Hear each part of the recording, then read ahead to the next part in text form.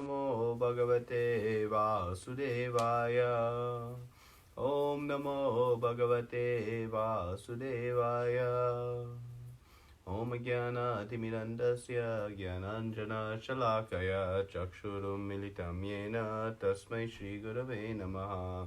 Shri Chaitanya Manobishtam Stapitam Yena Bhutale Swayam Rupa Kadamayam Dharati Swapadantikam Vandeham Shri Guru Shri Yuta Padakamalam Shri Gurun Vaishnavamscha Shri Rupam Sagatatam Sagana Raghunatam Vitam Tam Sajivam Sadvaitam Savadutam Parijana Saitam Krishna Chaitanya Devam Shri Radha Krishna Padan Sagana Lalita Shri Vishakan Vitamscha Hey Krishna Karuna Sindhu Dina Bandhu Jagatpate Gopesha Gopika Kanta Radha Kanta Namostute Tapta Kanchana Gaurangi Radhe Vrindavaneshwari Vrishabhanu Sute Devi Prananami Hari Priye Vanchakalpa Tarubhyascha Krupa Sindhu Bhevacha Patitanam Pavanebhyo Vaishnavebhyo Namo Namaha Namo Vishnu Padaya Krishna Prasthaya Bhutale Srimate Bhakti Vedanta Swami Niti Namine Namaste Saraswate Devi Gaudavani Pracharine Nirvishesha Shunivari Paschata Deshatarine Jai Shri Krishna Chaitanya Prabhu Nityananda Shri Advaita Gadadara Srivasari Gauda Bhaktarinda Hare Krishna Krishna Krishna Hare Hare Hare Rama Rama Rama Hare Hare.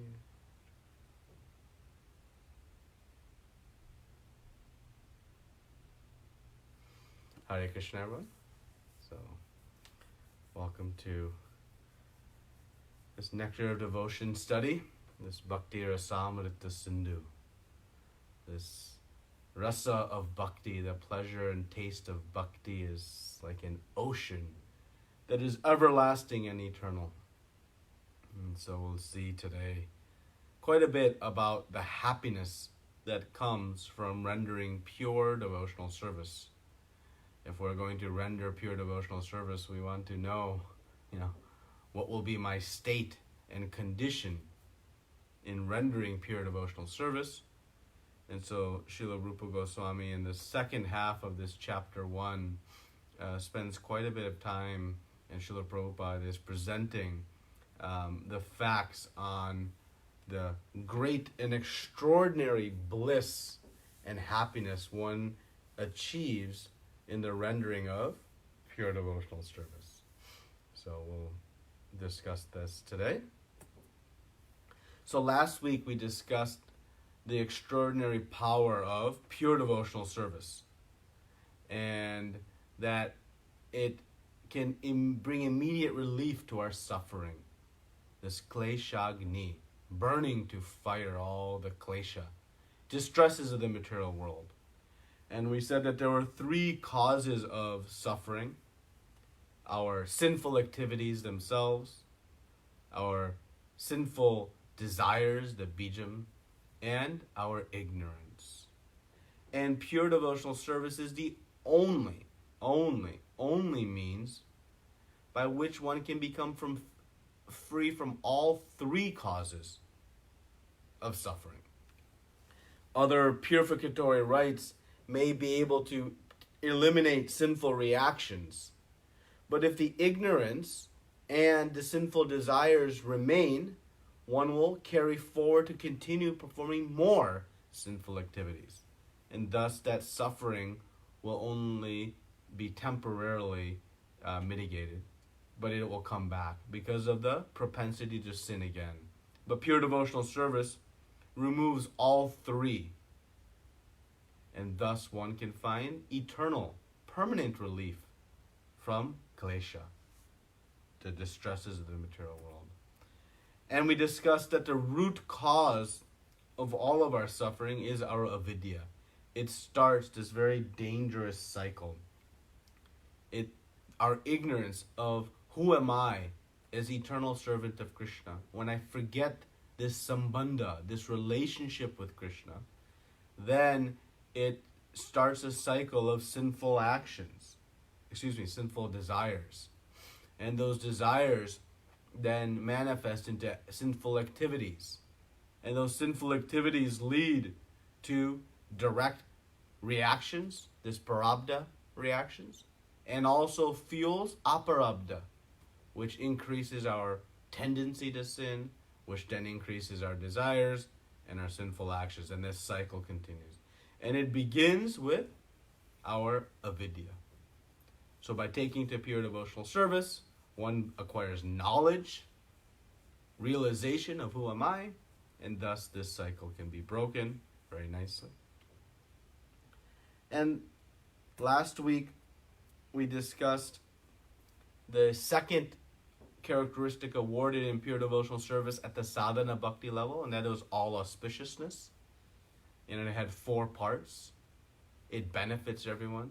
It bestows divine qualities. It attracts everyone. And it bestows superior happiness. So we're going to spend the beginning of today's discussion on this idea of superior happiness.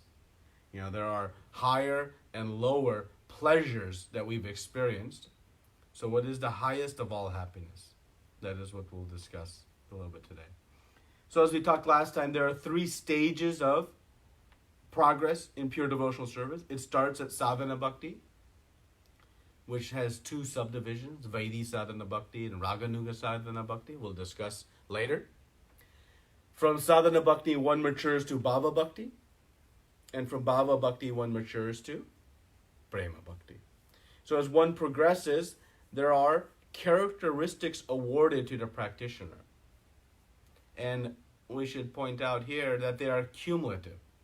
And what I mean by that is when one reaches bhava bhakti, they are awarded 4 characteristics. The 2 from sadhana bhakti, kleshagni and subhadha, and in addition, moksha laguttakrit and this sudarlabha. So the prema bhakti contains all 6, bhava bhakti contains 4, and sadhana bhakti contains 2. So they are cumulative in what one possesses, or the characteristics that are awarded. So today we'll discuss the characteristics 3 through 6 in detail today. So this superior happiness, we ended the last week's discussion talking about this all auspiciousness, including this superior happiness. Right? So it's very important, and so Srila Prabhupada presents it in a separate section, though it spans both this bhava bhakti aspect of moksha laguttakrit and also this subhadha, all auspiciousness. So there are different types of happiness that we see in the world, and we can find and compare them to understand what is it that will inspire me, which activity shall I then follow. So the first is the happiness that is gained from sense gratification. Then we have the happiness from liberation, and specifically this Brahman or impersonal realization, this concept of merging. Then we have the happiness acquired from gaining various mystic siddhis. This is sort of indirectly discussed by Srila Prabhupada quite elaborately in his presentation. And then the fourth is the happiness gained from pure devotional service. So understanding, the features of these 4 and the pros and cons, if you will, can then give us some faith and guidance into the journey of practicing pure devotional service. Okay? So we'll discuss that now, because they have different aspects and features. So why pursue pure devotional service? Well, happiness from pure devotional service, it has 2 characteristics that are not present in any of the other types of happiness. One, the happiness is eternal. The other 2 are temporary. And we have practical experience. All the material happiness, whatever we've enjoyed our favorite movie, our favorite beach, our favorite car or iPhone, the pleasure we get from it, it dissipates in time. Everything. The further we go into it, the less and less happiness. The first time I watched the specific movie, it may be very pleasing. But the third or fourth time I watch it, not so much. By the time the 10th or 100th time came on, actually that which was giving me happiness becomes a source of my annoyance and frustration. Like that, everything in the material world has this nature. But in spiritual life, the more we chant, the more we hear the same mantras, the same pastimes, the same bhajans, our happiness increases. And that is the complete opposite of material world. As we know, the material world is but a reflection of the reality in the spiritual world. So as time progresses, happiness increases with spiritual activities. As time progresses, happiness decreases with material activities. So the bliss we get is eternal. And we know all of our material possessions that giving us happiness, Prabhupada writes, in one stroke, they're all gone. Right? And even this concept of liberation that the Mayavadis so strongly aspire for, that is also temporary. Because one will fall from that position. And we'll talk a little bit more about that. So it is eternal, not temporary. And the second is that it is unlimited, the quantity of happiness. That the bliss contained in pure devotional service, it includes whatever happiness comes from our sense gratification and other forms. But on top of that, it has additional, more. So by basic mathematical logic, that if something includes what another has and has something in addition, in no instance can the superior devotional service be lesser than material happiness. Because it already includes that plus so much more. And this is the formula that understands that there never can be more happiness than that can be achieved through pure devotional service. Right? So, now what about this, merging with the impersonal Brahman? It is a form of liberation, sayutya. Certainly, maybe that has similar happiness. But we see actually, and Prabhupada presents this, that it is not one that gives happiness. And the reason is, or at least long term, because one falls down from that position. To obtain an impersonal state in relationship with Krishna, one becomes very tired of that, bored of that activity.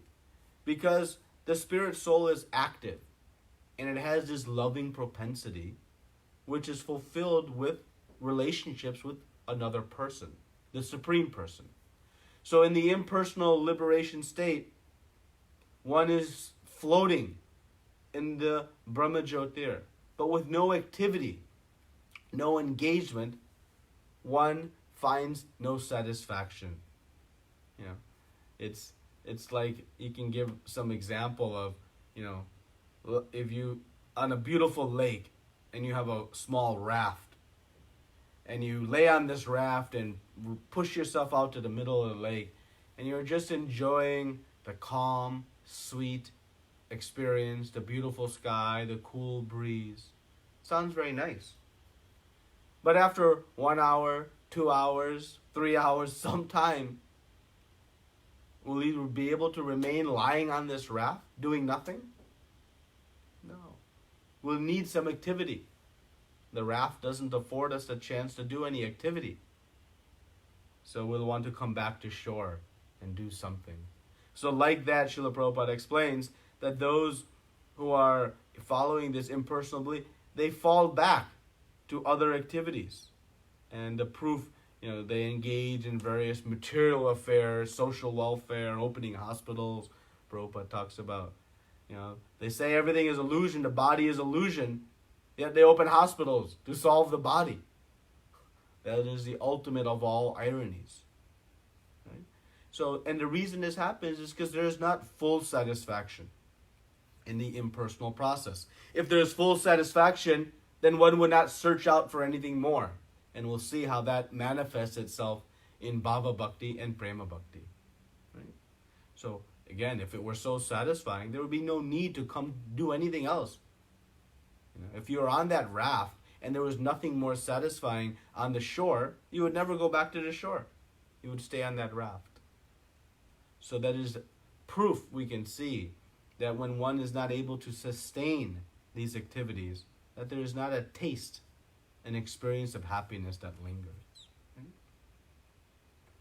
Even these mystic siddhis. So we know, again, pure devotional service is greater than material sense enjoyment, is greater than the concept of impersonal liberation. And now we'll see it's even greater than these mystic siddhis. By some great yogic processes, one can acquire, some pretty, what seems initially like some impressive material power. I can reach my hand and across the world I can pluck a ripe mango. Wow, that's kind of neat. Sure, it's fanciful compared to what I can do, but in the end, what is that getting me?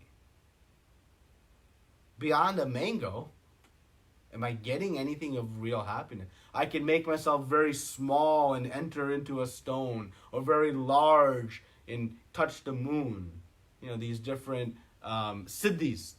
There are 8 different types of siddhis one can obtain. But what does it gain? Nothing in reality. Maybe some adoration from people around us, maybe some relative material power. But when you step back and think about it, it doesn't get you much. Bhakti Vinod Thakur says that the advancement of this material knowledge, it makes one more foolish. And he said, why? Because this glimmer of material knowledge, I can do something nobody else can. It leads us further into forgetting our spiritual identity. We become distracted by that glimmer, that glare of relative material expertise or ability. So these mystic siddhis, they only propel us to forget Krishna, and they don't really give us any real happiness. Grabbing a mango around the world at some point will become boring also. Borijan Prabhu gives the example of, in the story of Srila Prabhupada and one of the disciples when they were in India, one yogi was performing one of these mystic powers and was able, on the edge of a riverbank, walking on water, and he was able to put his feet in step. And it drew quite an attraction and quite a crowd. And this disciple had seen this, and he, ran back to Srila Prabhupada and, wanted to tell the story, expecting also Srila Prabhupada to be impressed with this, person, very powerful person. And he said, Prabhupada, I've seen the most amazing thing. This, person, he's walking, he's stepping on the water. And Srila Prabhupada's response was not what this devotee had expected. He said, 2 rupees. And the disciple is confused. 2 rupees. He's like, that ability is worth 2 rupees. I can pay a boatman 2 rupees, and he'll cross me on across the river on a boat. So what is the value? What is the significance of being able to walk on the water? That I can achieve with just 2 rupees, paying the boatman. So Srila Prabhupada was always very practical. But it's true. So these mystic siddhis, they may seem very unique and neat, but in the end, when we step back and analyze, what am I getting out of them? Nothing. But pure devotional service is so powerful, so wonderful. It bestows this eternal and unlimited happiness. And I wanted to read some quotes from the Nectar of Devotion. So on page 10, in the second paragraph under this happiness in Krishna consciousness, we'll hear from Lord Shiva. In the Tantra Shastra, Lord Shiva speaks to his wife Sati in this way, quote, "My dear wife, a person who has surrendered himself at the lotus feet of Govinda and who has thus developed pure Krishna consciousness can be very easily awarded all the perfections desired by the impersonalists, and beyond this, he can enjoy the happiness achieved by the pure devotees." So we see a very nice quote from Lord Shiva, reinforcing this understanding that this pure devotion, it contains happiness beyond what anything else can give. And on page 13, we see this reference from Prahlad Maharaj. In the Hari Bhakti Subodhaya, it is stated that Prahlad Maharaj, a great devotee of the Lord, prayed to Lord Nrsingadev, the half-lion, half-man incarnation, as follows, quote, "My dear Lord, I repeatedly pray unto your lotus feet that I may simply be stronger in devotional service. I simply pray that my Krishna consciousness may become more strong and steady, because happiness derived out of Krishna consciousness and devotional service is so powerful that with it one can have all other perfections of religiousness, economic development, sense gratification, and even the attainment of liberation from material existence." So we see this, goal of this dharma, artha, kama, moksha. And Prahlad Maharaj is saying that by pure devotional service, one achieves that and so much more. So this is the happiness from pure devotional service. I wanted to read these two quotes. And we have some practical experience as well as some scriptural evidence that the happiness does not even compare to the heart. Compare to one who has gathered and acquired pure devotional service. One who has tasted this bliss from that, it's far superior to this dharma, artha, kama, moksha. They don't even enter the heart, because once you have tasted this, nothing else can really register. So Prabhupada gives also the example of Kolavecha Sridhar. He was living in a very, in our external view, in a poverty-stricken means, living in a hut in which water was coming through, subsisting on just selling banana leaves, which were abundantly available in Navadvip. And he was still offering 50% of whatever he made into the worship of the Ganga. And he had very little to eat, had a quite thin body, torn clothing. And we know that he was a great, great devotee of Chaitanya Mahaprabhu, and he had very sweet pastimes with Chaitanya Mahaprabhu. And Chaitanya Mahaprabhu, being very pleased with his service, offered him anything. Great wealth, great power, at least a hut with a roof over it. And what Kolavecha Sridhar asked for? Just the opportunity to sell him banana leaves every day.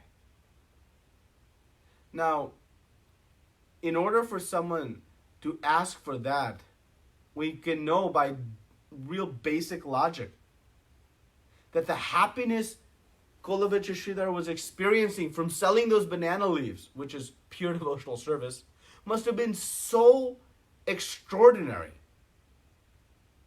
that having a solid roof over his head was not important. Didn't even register to consciousness. He didn't say, "Oh, give me the opportunity to sell you banana leaves and a roof without holes in it."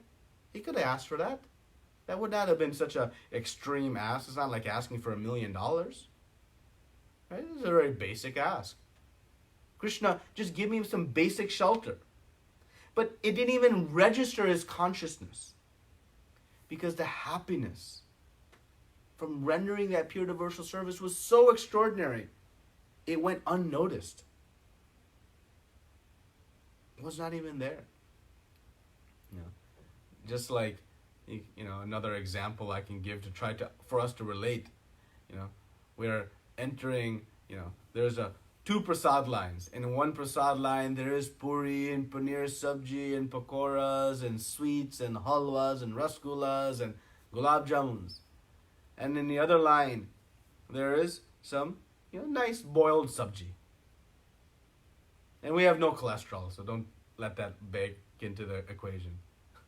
That boiled sabji will not even register in our consciousness, because it will be so enamored with the happiness of enjoying all this opulent prasad. Another, way to try to help illustrate that when one experiences the bliss from pure devotional service, these lesser items, they don't even register. And Krishna is so kind to give this, happiness of pure devotional service. We see the 4 Kumaras. Just by the fragrance of the tulsi leaves, they were able to overcome their initial understanding of being impersonalists. They were impersonalists. But they became pure devotees. One which led is now the founder of one of the sampradayas. Putana tried to kill Krishna, but was given this liberation and a maternal role in the spiritual world. So we can see the generosity of the Supreme Lord. So this is the superior happiness from pure devotional service. So now we'll go on to the 2 characteristics awarded during Bhava Bhakti. And the first is this moksha lagu takrit. This happiness from this Bhava Bhakti, it's so extraordinary that liberation seems very insignificant. Pure devotional service even derives the happiness from liberation. So let's understand this. That liberation is very high. The happiness one gets is extraordinary compared to this, material happiness. Having no birth, death, old age, disease. It'd be great. Right? So we're not just speaking about the impersonal liberation at this point. We're speaking about all 5 types, including, living in the same planet as Lord Vishnu, having the same opulences, the same form. I mean, imagine having the opulences of Vaikuntha Loka compared to the opulences of our, humble home. It would be extraordinary. So this happiness is very high in relation to material happiness. But compared to the happiness from Bhava Bhakti, the happiness from even this liberation seems very insignificant. That is the extraordinary bliss of bhakti. And it's like, you go to New York City, and when you're on the street and you look at a very tall building, the building seems extraordinary, so big from the perspective of being on the sidewalk. But when your vacation is over and you fly home, from the sky, those buildings look like small Lego pieces. So like that, from the perspective of having experienced Bhava Bhakti, it's so high that the happiness from even liberation seems insignificant. Like that building seems insignificant from the perspective of the sky. So this is the point. The building is big. The happiness from liberation is significant. It's big. But in comparison to the happiness from Bhava Bhakti, it's so extraordinary that even liberation seems insignificant to the point where one doesn't even pay attention to it. It's translated as one derides or ridicules even liberation. It's almost unimaginable for us. And Prabhupada quotes that, moksha becomes the servant to the practitioner of pure devotional service, eagerly waiting for that practitioner to give it some recognition. She's waiting, hoping to receive the attention of the pure devotee. But it doesn't happen. She's following, just as a maidservant follows the queen, anxious to render some kind of service. Moksha is following the pure devotee, offering itself. But to the pure devotee, it doesn't even register. Because it is so high. Just as, a millionaire walking down the street, when a $100 bill may be on the ground, we would all jump and grab it. But to a millionaire, it doesn't even register. It's not worth even the time. Their time is worth more. And so they just pass on. So like that, the happiness, it doesn't mean that the happiness from liberation is low. Don't mistake that. What it means is the happiness of Bhava Bhakti is so extraordinary, high, that it seems very insignificant, like a tall building or $100 bill. Okay, so be careful that we don't become condescending to this liberation, because it's a very high platform to achieve. But this shows us the extraordinary supremacy of pure devotional service. It goes way beyond even this, types of liberation. Okay? So I can't overestimate that it seems small because of the high platform of Bhava Bhakti. The second is Sudarlabha. This Bhava Bhakti is very rarely achieved. And there are two reasons why it's rarely achieved. The first is that one cannot obtain Bhava Bhakti on one's own effort. It cannot be had. You can put forth the best of everything, most intense effort. But it requires Krishna's mercy. Thousands of years we may try, but aspiring on our own, it will not give us Bhava Bhakti. It is descending mercy. It means it comes from a higher authority. It comes from Krishna. We'll see very specifically that in obtaining Bhava Bhakti, Krishna gives us two potencies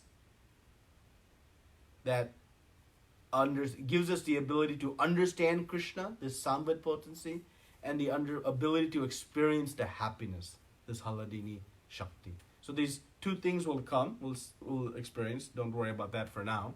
But the point is that Krishna only can give it to us. And in Chaitanya Charitamrita, Madhya Lila 19:151, Srila Prabhupada presents this quote as well, that by the mercy, let me just read it word for word. By the mercy of the spiritual master, who is a pure devotee, and by the mercy of Krishna, one can achieve the platform of devotional service. There is no other way.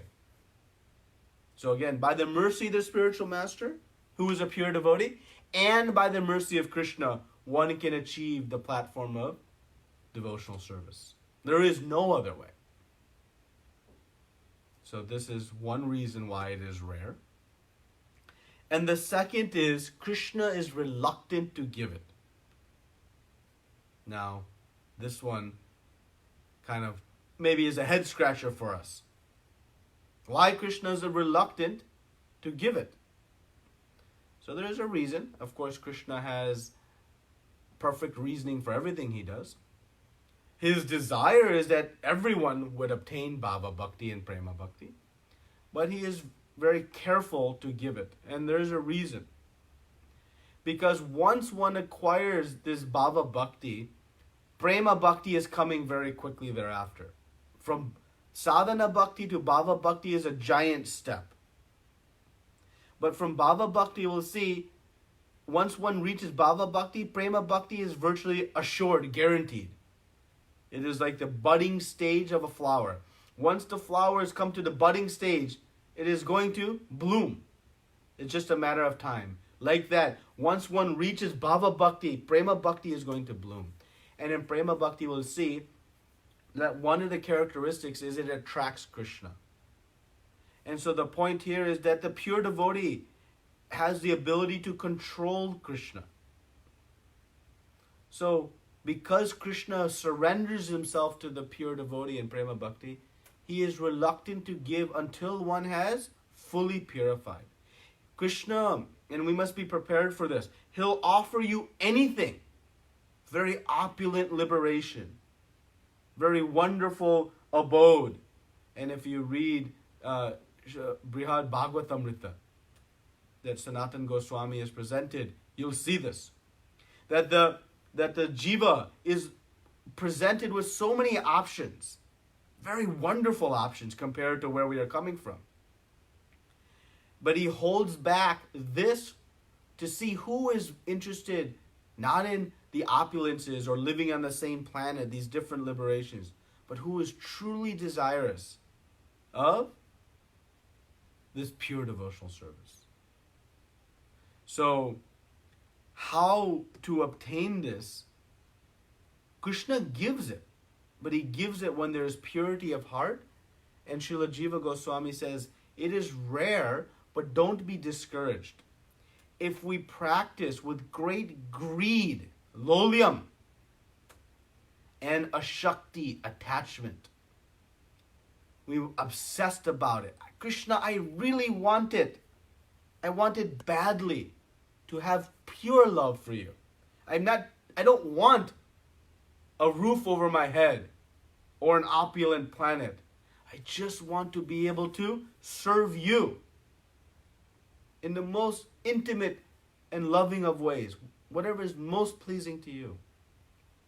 Because we will be tested with the greatest of all tests we can face.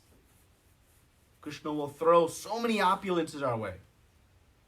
But if we have understood the goal and that this Bhava Bhakti is so superior, that building is nothing compared to the experience of Bhava Bhakti, then we can pass that test. But we must have this intense desire, not this, it should come, okay, like this child is expressing intense desire. I want it now. Prabhupada used to say, we should chant our japa as a child is crying for something from his mother. In that mood, we should practice. So if we've been practicing for some time and we don't have this deep taste, Jiva Goswami recommends what we should do. We should increase our hearing and attraction. So we need this intense desire, this greed, lolyam, and then it will come. And we'll see this more in the Bhava Bhakti chapter later in this study. But this intense hankering must be there. Not, if it comes, okay. If not, no big deal. Or even aimless. We want to set a goal for our sadhana. Our goal for our sadhana is to awaken bhava. So this is Sudarlabha. Rarely achieved, but Krishna will give it when he sees real desire. So it is rare to have the desire. It is not rare for Krishna's mercy. Krishna is eager to give it actually, but one must be prepared. And we'll see in a minute why more clearly. So now the characteristics from Prema Bhakti. The first of which is Sandrananda Visheshatma. This means incalculably condensed bliss. I mentioned earlier that other things don't register.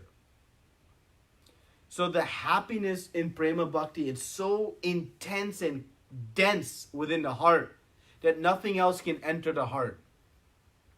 Just like this metal ball. If you try to inject some liquid into this metal ball, you can't do it because it's so dense. Whereas if I had an orange and you try to inject into an orange, you can add something to it. There's some space gap. It's not so dense. So the happiness is this Sandranandana Visheshatma. That is incalculably condensed, intense happiness. The meaning is that nothing else can register. Nothing else can enter the heart. It's said that, if you multiply the happiness of becoming one with the Supreme trillions of times, it doesn't compare to a tiny fraction of the happiness in Prema Bhakti. The Rupa Goswami explains that all the material happiness, you take everything that you can gain from the whole world, whole universe, all the happiness you can get from it. And if you brought it all together, it would amount to how much water can accumulate in the hoof print of a calf. I have two such hoof prints illustrated here. How much water can fit in there? Nothing. And that compares to the Sindhu, the ocean of bhakti rasa, the happiness from devotional service. So this happiness is so extraordinary, right? Again, this sandra means condensed and highly concentrated. Bliss, ananda means bliss. So this is what happens. One becomes so fully absorbed in Krishna prema. Nothing else is registering. Nothing can enter it. Not even any other thought but Krishna. Because it's so fulfilling, completely satisfied. Unlike the impersonalist, on that raft in the middle of the Brahma Jyotir, they're looking for something more and thus move on. But in Krishna prema, that's it. One is so fully satisfied. Okay? And finally, the final characteristic, Shri Krishna Karsani. And this explains why it is rarely achieved. That it has the ability to attract Krishna. Prema Bhakti attracts Krishna. Now, that in and of itself is extraordinary. Krishna is attracting millions and millions of cupids. He is Madana Mohana. Yet, Srimati Radharani, the representation of pure bhakti, she attracts Krishna. He who attracts millions and millions of cupids is attracted by his purest of all devotees. So, this ability to attract Krishna means that Krishna is going to test us. One day, he's going to ask you, what do you want? Just like he asked Kolavitra Sridhar, what do you want? And we have to be ready for such ask. It's very hard to say no to Krishna. It is so sweet. And he's giving everything at a moment's wish. And he'll ask again and again. We see how Nrsingadev asked Prahlad Maharaj over and over again, ask me for a benediction. Ask me for a benediction. So if we progress in pure devotional service, we'll also be presented with that ask. I'll promise you anything. Huge kingdom, power, money, lots of opulences. Come to my planet. Enjoy a similar form as mine. So many seemingly desirable things. But it's a test. And Krishna is very clever in presenting these boons because he wants to test how pure are we in our desire. Right? And why is he testing? Why is he gauging how pure our heart is? Because once one acquires prema bhakti, one brings about the ability to control Krishna. If we had some ropes, or let's say some handcuffs, would you go out in the street and just give them to anybody to tie you up or to handcuff you? No. You'd be very worried. What is their motive? What is their desire? Will they rob me? Will they leave me here and run away and I'll starve? We'll have the fear, not knowing the motive of that person. Krishna is overwhelmed in attraction to his pure devotee that he gives himself to his pure devotees.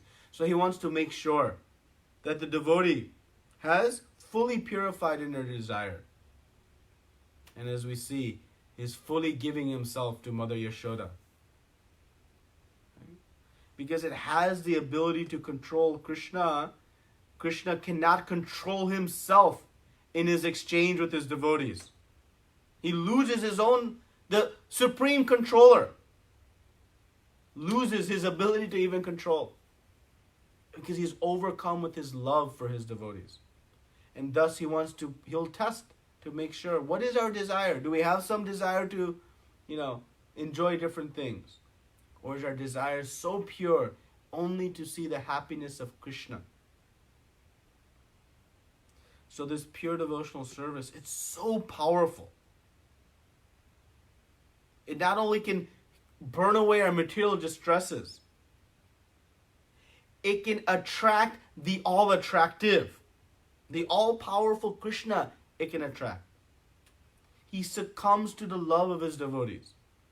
If we want to attract the attention of some powerful material person, some CEO of a big company or some president or movie star, how difficult it is for us to get their attention. But Prema Bhakti is so powerful that the Supreme Personality of Godhead surrenders himself to his devotee. That is how extraordinarily powerful it is. And again, it can achieve by offering simply a fruit, a flower, a leaf, or a water. So simple of a process, yet such extraordinary potency that it can attract the all-attractive Supreme Lord.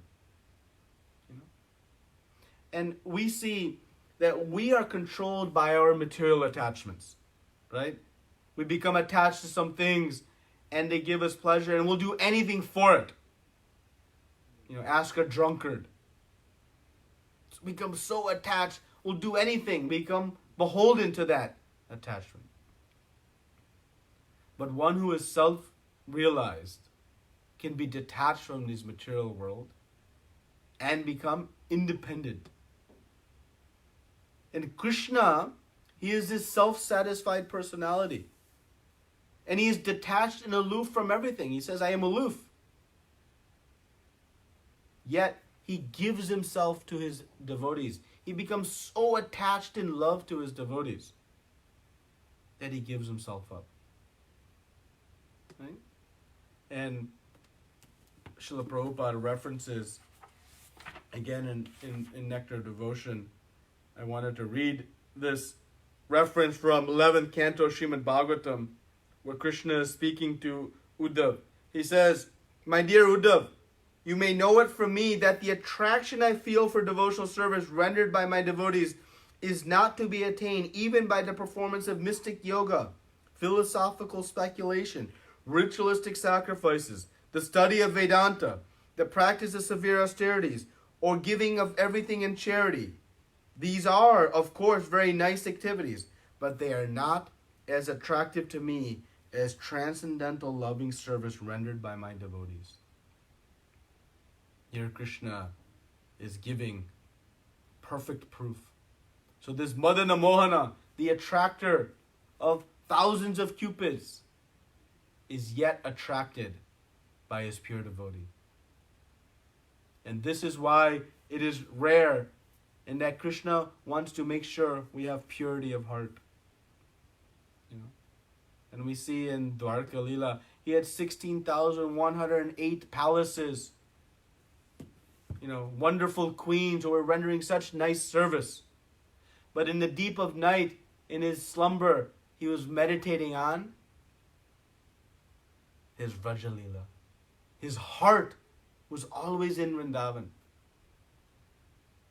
where his highest of all devotees, the Ragatmika Bhaktas, who we'll study coming up as we understand Raghunaga Bhakti, were rendering such extraordinary service with such purity. And so this pure devotional service, it is shown to us by Srimati Radharani. Srimati Radharani is the symbol of pure devotional service that can attract Krishna. And thus, we serve under her guidance. The devotional service we do under her guidance is purified and then offered to Krishna.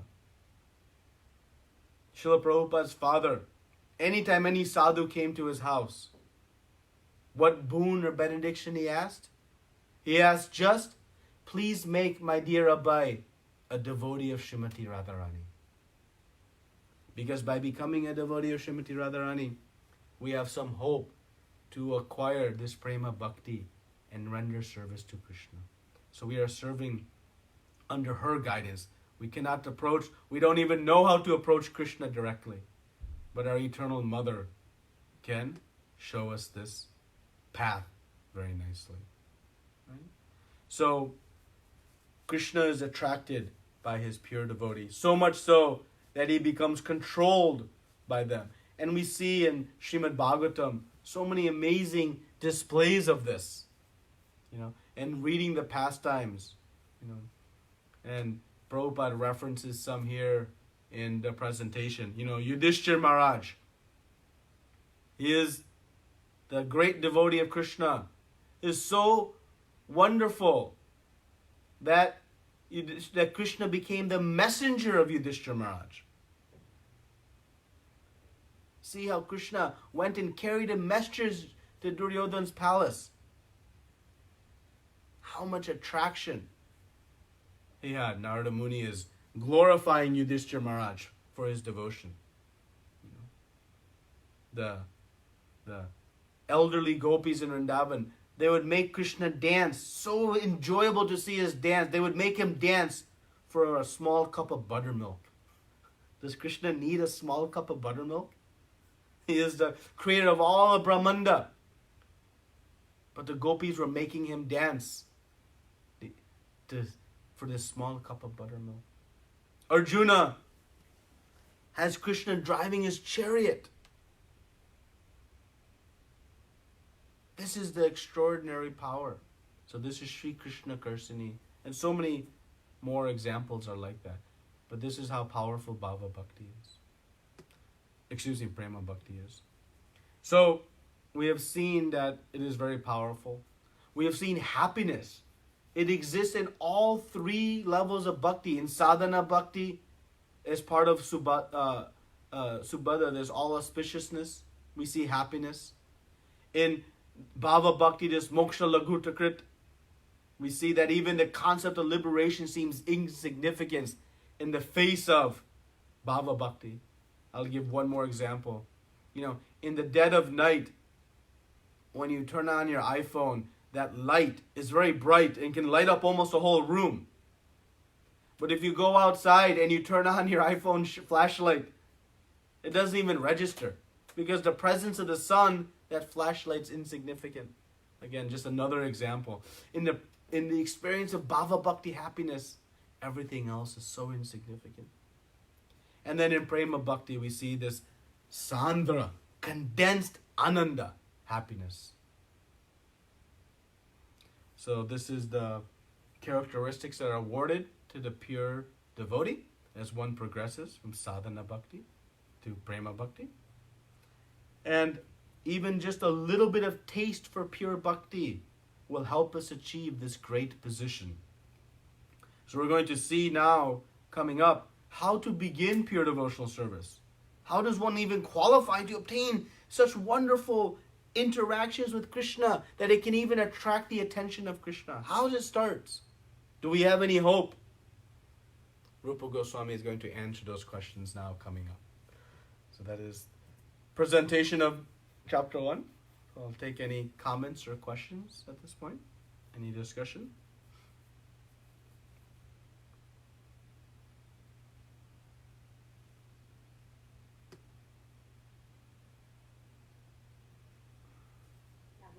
Hare Krishna, Prabhuji. Hare Krishna, Prabhuji. Prabhuji, is devotional service Navavida Bhakti? Is it? I'm sorry, I didn't hear the. Is when we're talking of devotional service. Yes. Is it Navavida Bhakti? I'm not familiar with that term. What is that term? The nine processes of the 9 processes. Excuse me. Yes. So those are 9 processes of pure devotional service. Okay. But whether it's pure or not, again, goes back to our definition of anyabhila ashrita shunyam.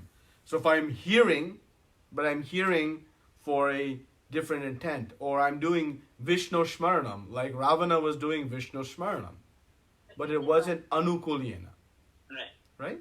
So those are practices, but still, in order for it to be pure, it must meet that definition. And Rupa Goswami is going to give us 64 practices of pure devotional service. He's going to give us 64 angas of Vaidhi Sadhana Bhakti. He's going to leave nothing for us to guess. That's why Prabhupada said this is the complete science of Bhakti Yoga. What it is, its greatness, we've established, what it can do, how we start, and then how to do it. Everything Rupa Goswami is giving. We are so fortunate. Hare Krishna. Hare Krishna, Prabhuji. Hare Krishna. Thank you. Any other comments or questions, discussion?